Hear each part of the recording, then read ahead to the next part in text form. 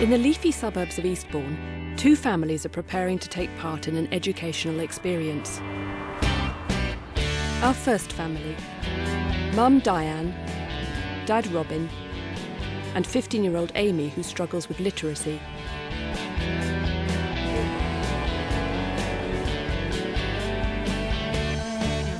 On the other side of town, our second family, Mum Helen, Dad Lindsay, and 15-year-old Richard, who has a problem with motivation.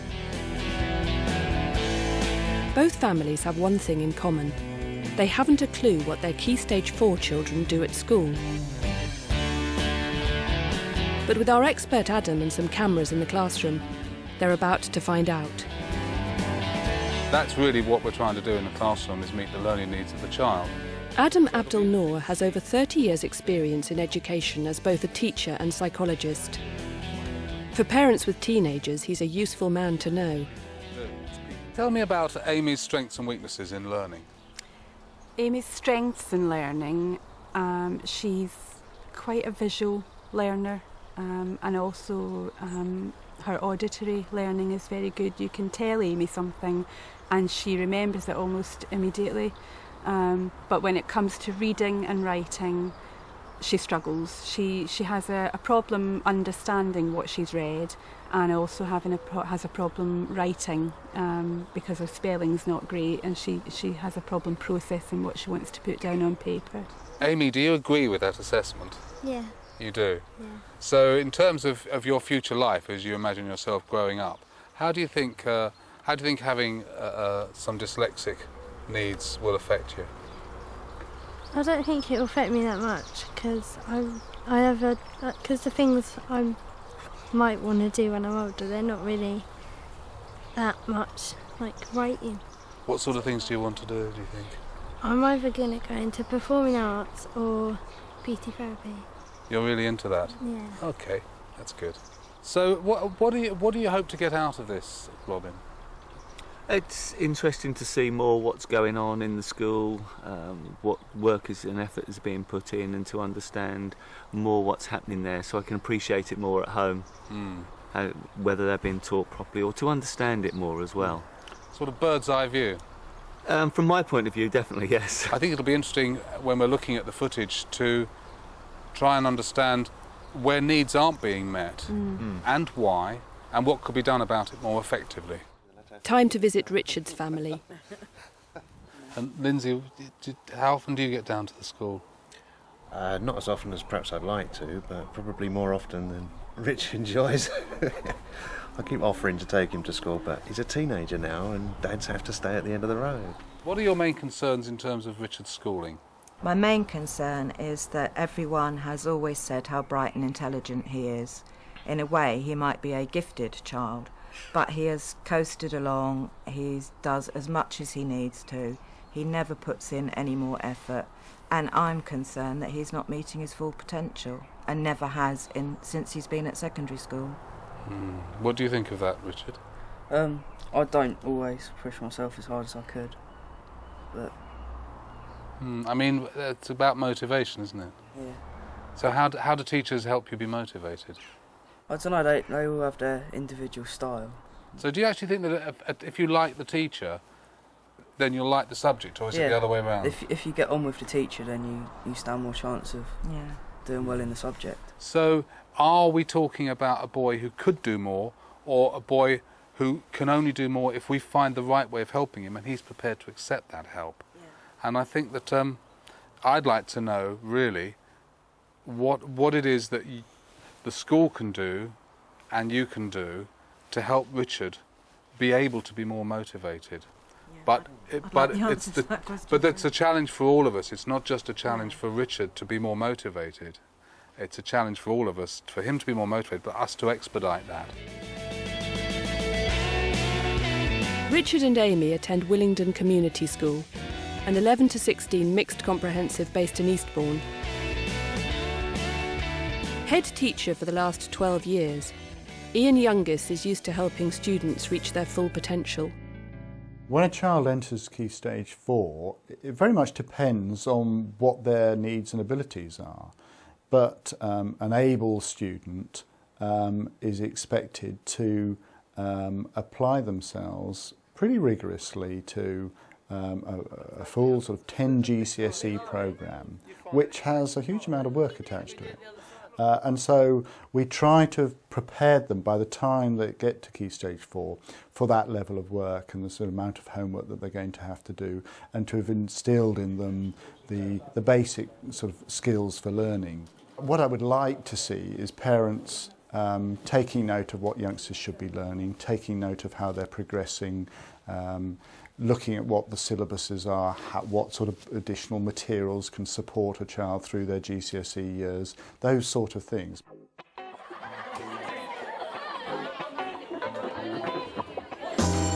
It's 8:40 a.m. on observation day. Richard and Amy have arrived for registration. Good morning, Simon. Good morning, Ed. Good morning, Jake. Good morning, Rich. Amy. Yes, miss. As the bell goes for first period, it's time for parents Robin and Diane to join psychologist Adam in an adjoining classroom. Good to see you again. Yep. So you're looking forward to your bird's eye view of the secrets of the classroom, according to Amy. Yes. I think she's going into English now. So let's see what's going on. Okay. What we're going to do today is look at how you can get to writing a paragraph like this. The slogan, "It's not for girls," is deliberately sexist and uses reverse psychology. It's interesting to note that she read out to the class what she has got on her whiteboard, which was good, because some teachers would have that on the board but not actually read it out to the children. Right. I want you to start with writing a paragraph about slogan. You've seen my example, so you've got the idea of that one. Then you're going to go on and do one section at a time. It's like a lot going on, isn't there? There's, you sort of think, well, they all sit there and be quiet, but there's people walking around, There is a lot of movement in the classroom. Yes, it's not... You know, we always used to have to sit down and be quiet and get on with it. Another interruption. This can be very difficult. If you're working in a classroom and there are constant interruptions, it does create And then problems. her teaching assistant has actually gone, so the teacher's now being distracted from her teaching of the rest of the class. But it must be difficult for Amy or anybody in that class to actually pay attention, to actually concentrate. Yeah. There's so much going on. Yeah. So it is settling down now, isn't it? Yes.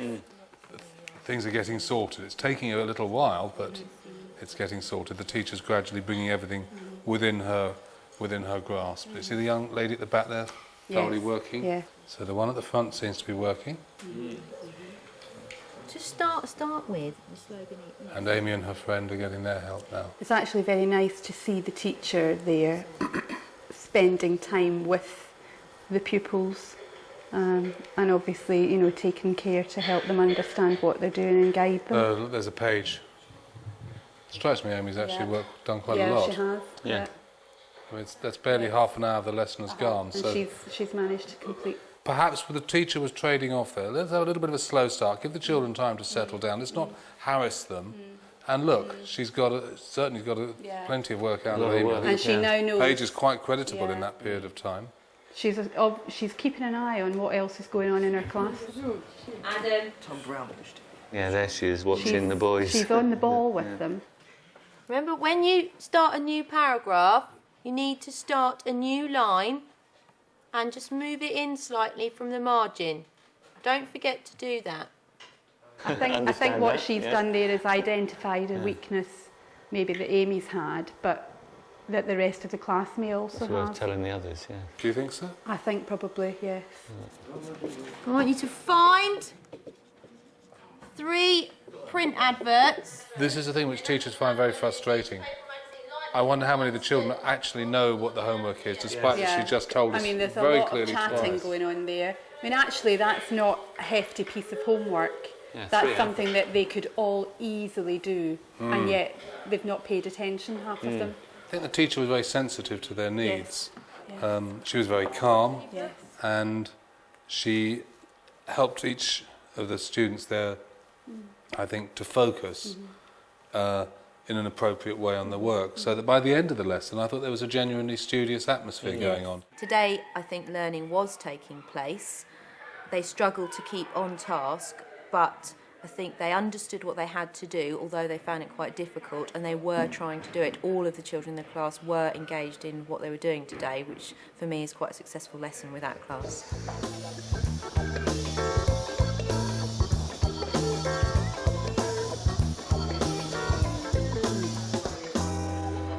Okay, we're going to see Amy in the art class now. All right, oh good.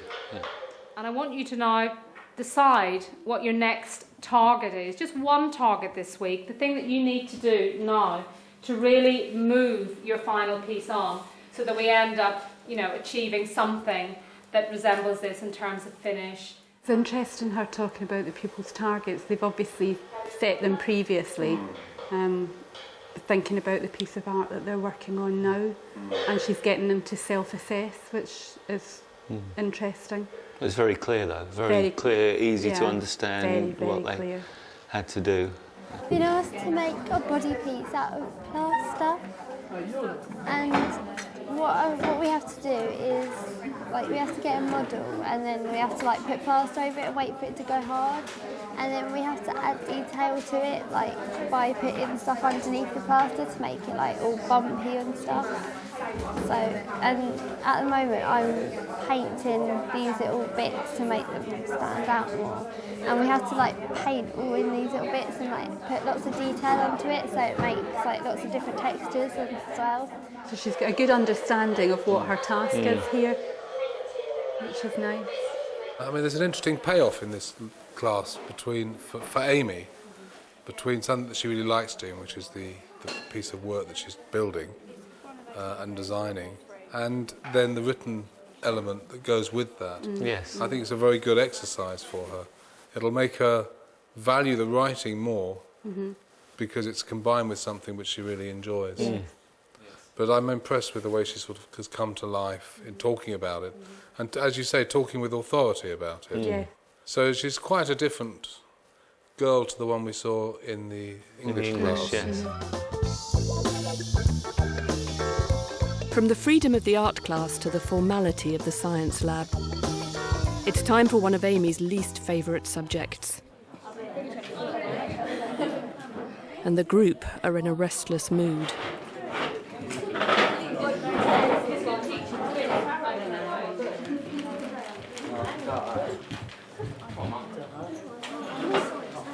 Sounds like a very interreactive class. Initial sort of thoughts, but... Now, can I just get one thing straight?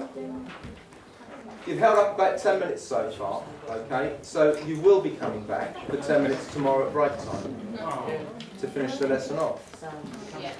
Are you clear on that, Charlotte? Yeah. Okay. Just settle down now. Giving them the 10 minutes of detention does seem to have quietened them down, at least for now. The majority of things that we rely on to keep us safe, for example, the safety cage of a car, is made of metals. And we need to actually get those metals out of the rocks, and that's what this particular topic is about. We've clarified what the lesson is about, which is good.